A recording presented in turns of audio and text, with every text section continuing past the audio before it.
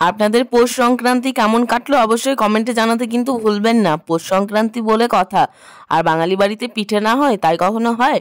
তো আমি তো এগুলো বানাই না, জানেন অবশ্যই যারা ভিডিও দেখেন। মা আর শাশুড়ি মা দুজনেই বানিয়ে আমাকে দেয়। তো এখানে দিয়েছে 3 রকমের পুর দেওয়া, একটা হচ্ছে চাচি, সাথে পোস্ত, আর একটা হচ্ছে তিল ছাই। তো তিল ছাইটা কী জিনিস, যেটা হচ্ছে তিল দিয়ে গুড় দিয়ে বানানো হয়। তো এখানে সর্ষে আমি কিছুটা গুঁড়ো করে নিলাম, ভেজে নেব, কারণ আমাদের আবার শ্বশুরবাড়ির নিয়ম হচ্ছে রাতে ভাজা খাওয়া হয় না। কিন্তু আমি আবার ভাজা ছাড়া এই সিদ্ধটা খেতে পারি না। সেই কারণে সর্ষে সাথে কাঁচা লঙ্কা বেশ ঝাল ঝাল করে ভালোই লাগে, আর সাথে নুন হলুদ পরিমাণ মতো, ধনেপাতা দেওয়াও যায়, আবার না দিলেও চলে, অসুবিধা হয় না বিশেষ। তো দিয়ে বেশ কড়া করে তেলে একদম উল্টে পাল্টে ভেজে নিয়েছি। আজকের মানে রাতের খাবারটা এত ভালো হতে চলেছে কি বলবো। আর এরকম ঝাল ঝাল পিঠে, আর বাইরে এরকম ঠান্ডা ওয়েদার, কি দারুণ লাগে। তো এক থালা হয়েছে আমাদের দুজনের রাতের জন্য, আর কিচ্ছু ডিনারের ব্যবস্থা করিনি, এটাই খাবো দুজন মিলে। আর বাজার থেকে নিয়ে এসেছে রঞ্জন, আজকেই সকালে নিয়ে এসেছে একদম খাঁটি নলেন গুড়, খেজুরের গুড়।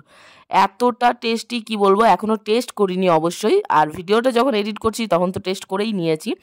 যেরকম কালার সেরকম খেতে, এতটুকু ভেজাল নেই, এত সুন্দর কি বলবো।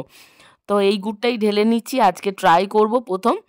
আর এখানে আছে পিঠে, দারুণ কম্বিনেশন। যারা খেতে ভালোবাসেন তারা তো অবশ্যই জানেন কত সুন্দর লাগে, টেস্টি লাগে।